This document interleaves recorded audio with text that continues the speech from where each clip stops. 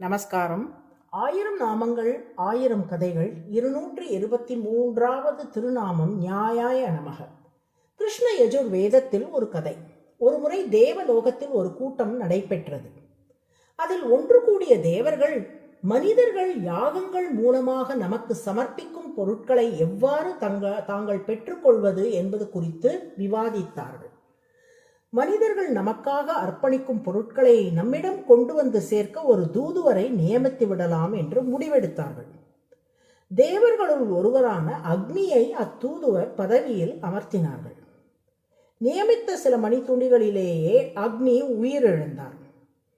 அதனால் அக்னியின் சகோதரனை அக்னி 2 பதவியில் அமர்த்தினார்கள்.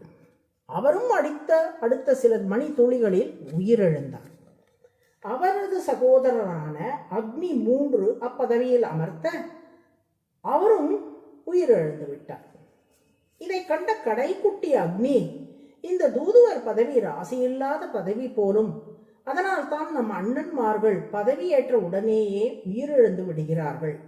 அடுத்து நம்மை இந்த ஆபத்தான பதவியில் அவர்கள் அமர்த்துவதற்கு முன் நாம் தப்பித்து ஓடிவிட வேண்டும் என்று கருதிய அக்னி தண்ணீருக்குள் ஒளிந்து கொண்டு தலைமறைவானார். அவரை பதவியில் அமர்த்தும் பொருட்டு தேடிய தேவர்களால் அவரை கண்டுபிடிக்க இயலவில்லை.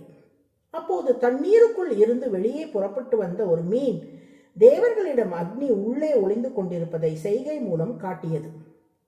அந்த செய்கையை புரிந்து கொண்ட தேவர்கள் தண்ணீருக்குள் ஒளிந்து கொண்டிருந்த அக்னியை பிடித்து வந்து தூதுவர் பதவியில் அமர்த்தினார்கள். இதனால் கோபம் கொண்ட அக்னி, ஏ மீனே, ஒளிந்து கொண்டிருந்த என்னை தேவர்கள் பிடிப்பதற்கு நீ காரணமாகிவிட்டாய். இனி உனது இனமே தாழ்த்த இனமாக கருதப்படட்டும்.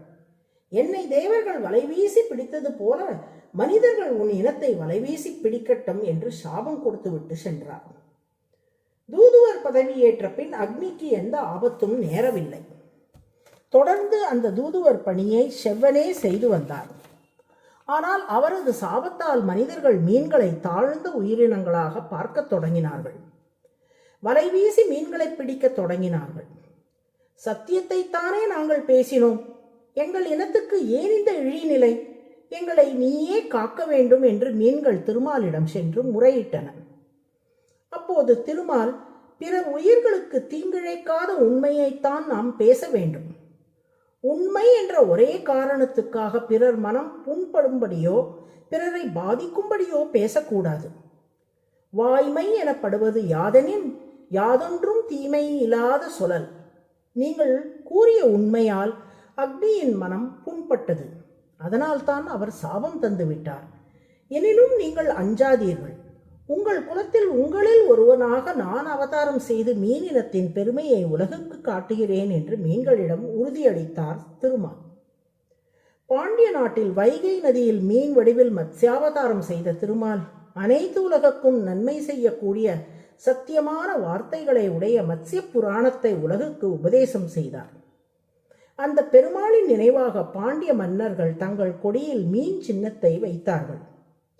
இழிப்பிரிவிகளாக கருதப்பட்ட மீன்களுக்கு பாண்டிய தேசிய கொடியிலேயே இடம் கிடைக்கும்படி மத்ஸ்யாவதார பெருமாள் அருள் புரிந்து விட்டார்.